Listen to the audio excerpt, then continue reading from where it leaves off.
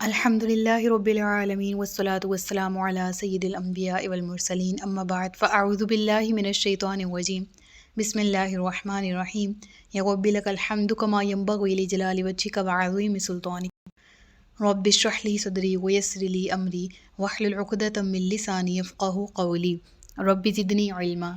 السلام علیکم ورحمۃ اللہ وبرکاتہ۔ پارہ نمبر 26 سورۃ الاحقاف، اردو ترجمہ اور تفسیر۔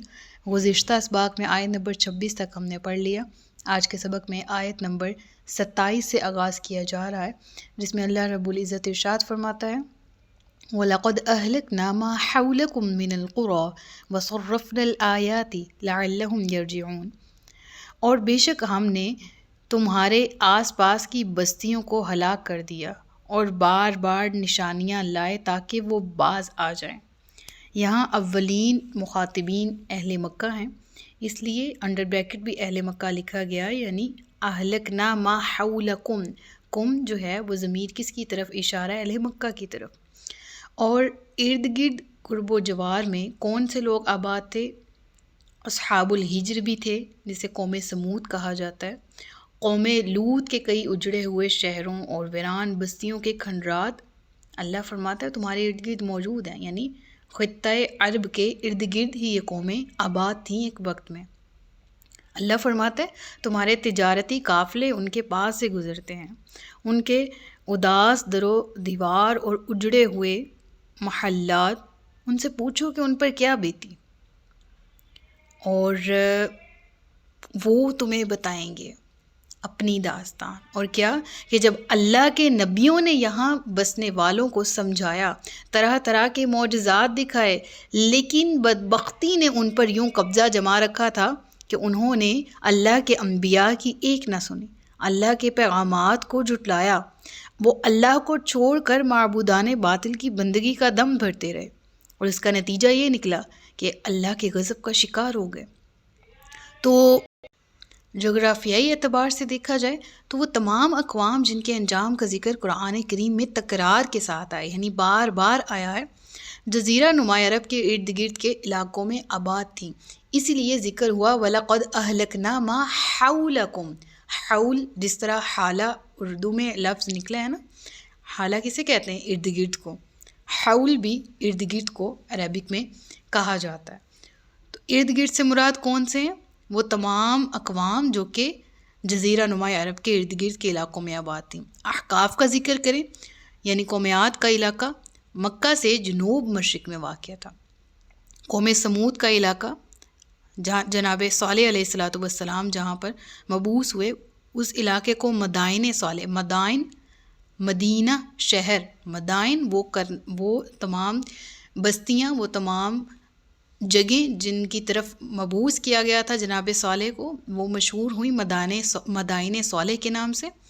تو یہ مکہ کے شمال میں تھا، اور شمال ہی والی سائڈ پر حضرت شعیب کی قوم کا علاقہ مدین بھی تھا، جبکہ بحیرہ مردار ڈیڈ سی اور اس کے متعلق ان تمام لوکیشنز کے متعلق تفصیلی لیکچرز اس چینل کی پلے لسٹ میں موجود ہیں۔ آپ اگر پلے لسٹ میں جائیں اور وہاں پر نیم کے ساتھ سرچ کریں تو آپ کو قوم لوط، قوم عاد، قوم سمود، قوم شعیب، ان تمام اقوام کے حالات اور انجام کے متعلق تفصیلی ڈیٹیلز مل جائیں گی۔ تو ہم نے پڑھا تھا ڈیڈ سی کے بارے میں کہ آج وہ علاقہ کس طرح کا ہے، جہاں پر ایک وقت میں قوم لوط آباد تھے۔ تو ڈیڈ سی کے ساحل پر حضرت لوط علیہ السلام کی قوم آباد تھی۔ اس قوم کے شہروں کے کھنڈرات بھی بحیرہ مردار کے اندر سے آج کے دور میں دریافت ہو چکے ہیں، جو کہ داستان سناتے ہیں کہ ہاں ایک وقت تھا کہ جب اس جگہ پہ عروج ایسا تھا کہ جس کی مثال ڈھونڈنے سے نہیں ملتی تھی، اور آج زوال ایسا ہے کہ جو باعث عبرت ہے رہتی قوموں کے لیے۔ پھر اگلی آیت پڑھتے ہیں کہ فَلَوْلَا نَصَرَهُمُ الَّذِينَ اتَّخَذُوا مِن دُونِ اللَّهِ قُرْبَانًا آلِهَةً بل ضلوا عنہم وذلک افکہم وما کانوا یفترون۔ اللہ تبارک و تعالیٰ ارشاد فرماتا ہے تو جن بتوں کو قرب حاصل کرنے کے لیے اللہ کے سوا معبود بنا رکھا تھا، انہوں نے ان کافروں کی مدد کیوں نہ کی، بلکہ وہ ان سے گم گئے، اور یہ ان کا بہتان تھا اور جو وہ گھڑتے رہتے تھے۔ بہتان اور گڑنے والے سے کیا مراد ہے کہ یہ ہماری اللہ کے مقابلے میں مدد کریں گے، یا یہی ہمارے اصل پیشوا، یہی ہمارے امام، یہی ہمارے خدا ہیں۔ تو ایسے باطل عقیدے رکھنے والوں کا انجام کیا ہوا؟ مکہ مخاطبین اولین ہے اہل مکہ، اور ان کو کہا جا رہا ہے کہ تم بھی اللہ کے سوا غیر اللہ کو مانتے ہو، تم بھی ان کو اپنا حقیقی مددگار مانتے ہو، تو دیکھو کہ تم سے پہلی قومیں کس قدر طاقتور تھیں، انہوں نے بھی باطل عقائد کو اختیار کر رکھا۔ پھر جب اللہ کا عذاب آیا تو پھر انہوں نے ان کی جو غیر اللہ تھے، جو حقیقی خدا نہیں تھے، جن کو اللہ کے مقابلے میں وہ پوجتے تھے، پرستش کرتے تھے، انہوں نے ان کی کچھ مدد نہیں کی اور وہ گم گئے۔ تو اے اہل مکہ، تم بھی ذرا ہوش کے ناخن لو۔ ان بتوں کی خدائی کا دعویٰ یا ان بے جان معبودوں کی مدد پر بھروسہ اور ان کی شفاعت پر یقین، یہ سراسر فریب ہے، اس میں کوئی حقیقت نہیں ہے۔ اور اس آیت سے بھی کفار کے عقیدہ کی حقیقت واضح ہوگی کہ وہ اپنے بتوں کو الہ یعنی خدا اور معبود ہونے کا یقین رکھتے تھے، جو کسی بھی صورت اللہ تبارک و تعالی کے برابر، اس کے مقابل یا اس جیسا کسی اور کو مانے، وہ شرک کرتے ہیں۔ اللہ اپنی ذات میں وحدہ لا شریک ہے، اپنی صفات میں وہ اکیلا اور یکتا ہے۔ تو جو کسی کو بھی اللہ کے سوا خدا اور معبود خیال کرتا ہے، اللہ فرماتا ہے اس کا یہی حال اور یہی انجام ہے جو گزشتہ قوموں کا ہوا، اور اہل مکہ کو اسی سے تنبیہ کی گئی۔ وَإِذْ صَرَّفْنَا إِلَيْكَ نَفَرٌ مِّنَ الْجِنِّ يَسْتَمِعُونَ الْقُرْآنَ فَلَمَّا حَضَرُوهُ قَالُوا أَنصِتُوا۔ یہاں پر اس واقعے کا ذکر ہے جس کا ہم نے اجمالی طور پر بیان پڑھا بھی تھا، اور کہاں پڑھا تھا ہم نے؟ اس سورہ کے انٹروڈکشن میں۔ تو وَإِذْ صَرَّفْنَا، اور اے حبیب یاد کرو کہ جب ہم نے تمہاری طرف جنوں کی ایک جماعت پھیری۔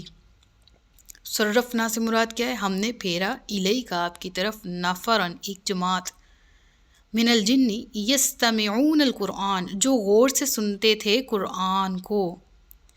پھر جب وہ نبی کی بارگاہ میں حاضر ہوئے تو کہنے لگے خاموش رہو اور سنو۔ پھر جب تلاوت ختم ہو گئی تو وہ اپنی قوم کی طرف ڈراتے ہوئے پلٹ گئے۔ سورۃ الجن میں بھی اس کے متعلق تفصیلات موجود ہیں، اور یہاں پر بھی، یعنی جنات بھی حضور کی امت دعوت میں شامل ہیں۔ اس آیت سے یہ بات ثابت ہوتی ہے، اور اس آیت میں بارگاہ رسالت صلی اللہ علیہ وآلہ وسلم میں جنات کی پہلی حاضری کا ذکر کیا جا رہا ہے، اور اکثر مفسرین کے قول کے مطابق یہ واقعہ وادی نخلا میں پیش آیا کہ جب کہ حضور صلی اللہ علیہ وآلہ وسلم عشاء کی نماز یا صبح کی نماز میں تلاوت فرما رہے تھے، جنوں کا ایک گروہ کا گزر ہوا وہاں سے، اس وادی میں سے، اور وہ یہ اثر انگیز کلام سن کر رک گئے اور ایک دوسرے کو تاکید کرنے لگے کہ خاموشی سے سنیں۔ اور اس بارے میں سورۃ الاعراف میں ہمیں بھی، اگر ہم ان آیات کو یاد کریں تو ہمیں بھی حکم ملتا ہے کہ وَإِذَا قُرِئَ الْقُرْآنُ فَاسْتَمِعُوا لَهُ وَانصِتُوا، جب تم قرآن کو سنو تو پھر خاموشی اختیار کرو اور بغور سنو۔ ہمیں بھی یہ حکم ہوا، اور اس آیت سے یہ بھی ثابت ہوتا ہے کہ وہ فطرت سلیم پر تھے جنات، یعنی ان کی فطرت اور طبیعت اچھی تھی، تبھی تو انہوں نے ایک تو کلام سنا اور ساتھ ہی ساتھ ایک دوسرے کو تاکید بھی کی کہ خاموشی سے سنو۔ اور یہ خاموشی سے سننے کی برکت ایسی تھی کہ انہوں نے نہ صرف خود اسلام قبول کیا بلکہ ایز اے اسلام کے داعی اور مبلغ وہ اپنی قوم کی طرف واپس لوٹے۔ تو اللہ تعالیٰ نے قرآن کریم کے سننے کے آداب میں یہ بات ہمیں تاکیداً حکم دیا ہے کہ جب قرآن کی تلاوت ہو تو غور سے سنو، تدبر کرو، خاموشی اختیار کرو تاکہ تم پر رحم کیا جائے۔ سورۃ الاعراف کے بالکل لاسٹ میں یہ آیات آتی ہیں۔ ہمیں اس سے کیا سیکھنے کو ملتا ہے کہ وہ جنات جو کہ گزر رہے تھے، انہوں کو ایک تاثیر انگیز کلام ملا، وہ نہ صرف وہاں پر انہوں نے سٹے کیا بلکہ ایک دوسرے کو کہنے لگے خاموش خاموش خاموشی سے سنو۔ اور اس سے یہ بھی معلوم ہوتا ہے کہ ایمان، علم، ان تمام چیزوں کا تعلق ادب سے بھی ہے۔ ادب دل سے جاتا رہے تو پھر ایمان یا علم یہ بھی جو ہیں وہ لڑکھڑانا شروع ہو جاتے ہیں۔ اور ادب کیا ہے؟ اہل اللہ کا۔ ادب کیا ہے؟ اللہ کے کلام کا۔ ادب کیا ہے؟ اللہ کے کلام پڑھنے والے کا، خواہ کوئی بھی ہو، اس وقت رسول اللہ صلی اللہ علیہ وسلم کی ذات وہ بنفس نفیس خود موجود تھے، تو کیا کہنے اس کلام کے جو اللہ کے نبی کی زبان سے ادا ہو رہا تھا۔ اور آج اللہ کے نبی کی امت سے کوئی شخص اگر قرآن کی تلاوت کرتا ہے تو دیگر امت کے لوگوں کو چاہیے کہ اس کو خاموشی اور توجہ سے سنا جائے، اس سے بہت رحمت نازل ہوتی ہے۔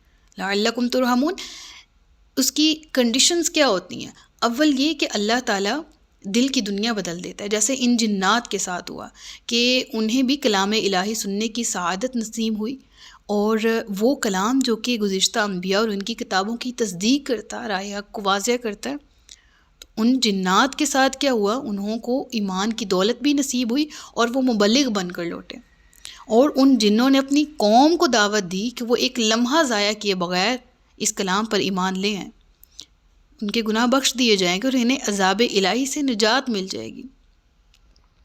اور پھر یہ واقعہ تو قرآن کریم میں موجود ہے، اور اس پر جو غالب دلائل ملتے ہیں ہمیں اکثر اور بیشتر وہ یہ ملتے ہیں کہ یہ واقعہ طائف کے بعد کا ہے، جب آپ وہاں سے لوٹ رہے تھے اور وہاں کے لوگوں نے جھٹلایا تھا، تو اس وقت یہ آپ کو گرین سگنل دکھائی دیا جنات کے ایمان کی فارم میں، اور پھر یہ جنات نہ صرف اپنی قوم کی طرف گئے اور وہاں تبلیغ کی، بلکہ اس کے علاوہ ہجرت سے پہلے اور ہجرت کے بعد بھی جنات کی حاضری کا سلسلہ جاری رہا۔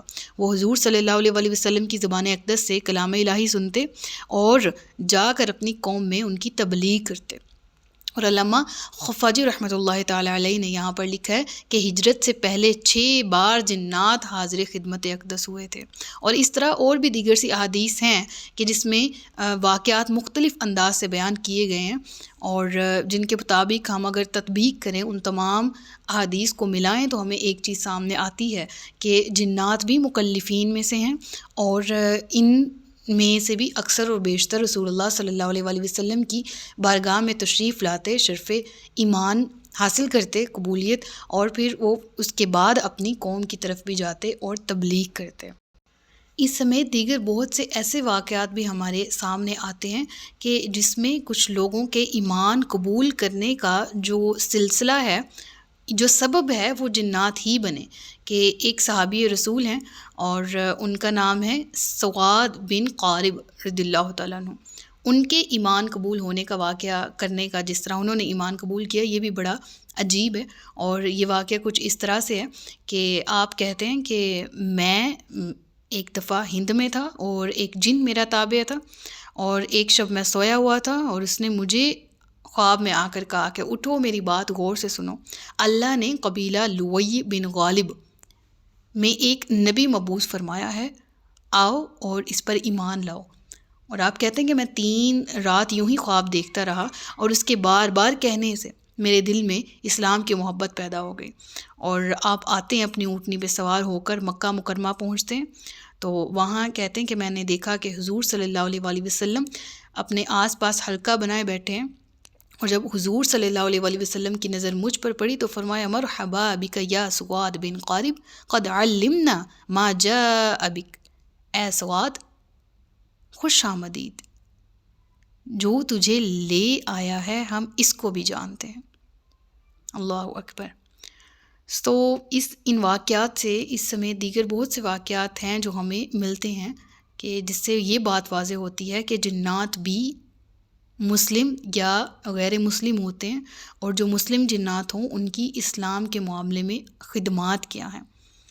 تو اسی کو پڑھتے ہیں، آگے چلتے ہیں کہ فلما قضی ولوا الی قومہم منذرین، جب وہ اپنی قوم کی طرف لوٹے تلاوت مکمل ہونے کے بعد، تو قالوا یا قومنا، تو وہ بولے اے ہماری قوم، انا سمعنا، بے شک ہم نے سنا ہے، کتاباً، ایک کتاب کو جو موسیٰ کے بعد نازل کی گئی ہے، وہ پہلی کتابوں کی تصدیق فرماتی ہے اور حق اور سیدھے راستے کی طرف رہنمائی کرتی ہے۔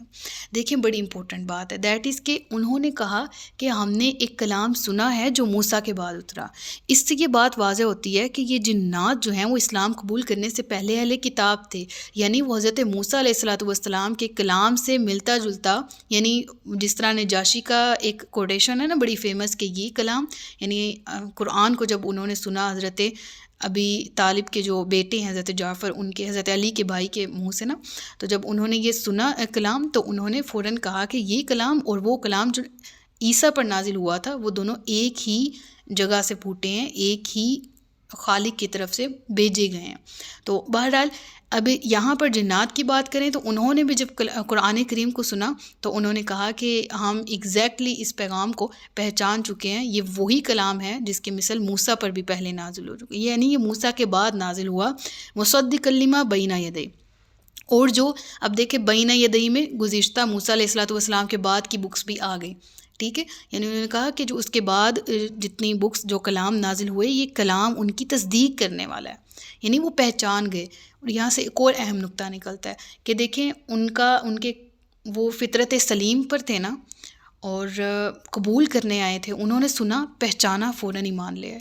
تو جنات ایسا کر سکتے ہیں تو پھر وہ کفار اور وہ سخت کہہ لیں کہ سخت دل والے کہہ لیں، شقاوت والے اہل کتاب اور مشرکین مکہ وغیرہ، یہ سب کے گروہ پر تف ہے نا پھر کہ وہ پہچان بھی گئے تھے۔ اہل کتاب کی تو اسپیشلی بات کریں نا تو وہ اس اعتبار سے پہچان گئے تھے کہ یہ نبی برحق ہے اور یہ کلام برحق لے کر ہے، لیکن اس کے باوجود اپنی ضد و عناد کی وجہ سے جھٹلایا۔ اور اس طرف جنات کا گروہ تھا کہ انہوں نے سنتے ہی پہچان لیا، ہاں یہ وہی کلام ہے جو گزشتہ کتابوں کی بھی تصدیق کرنے والا ہے۔ یہدی الی الحق و الی طریق مستقیم، یہ کلام ہدایت دیتا ہے، راہ دکھاتا ہے حق کی، اور الی طریق مستقیم، اور سیدھے راستے کی طرف یہ رہنمائی کرتا ہے۔ یا قومنا اجیبوا داعی اللہ و آمنوا بہ یغفر لکم من ذنوبکم و یجرکم من عذاب علیم۔